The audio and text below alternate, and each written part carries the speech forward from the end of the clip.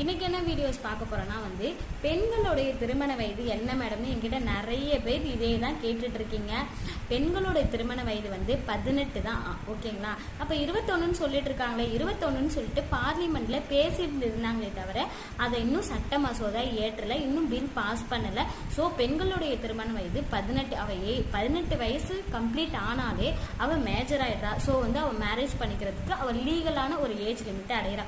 அப்ப ஆண்களோட திருமண வயது என்ன அப்படின்னு சொல்லிட்டு அதுவும் கேட்குறாங்க. ஆண்களோட திருமண வயது 21.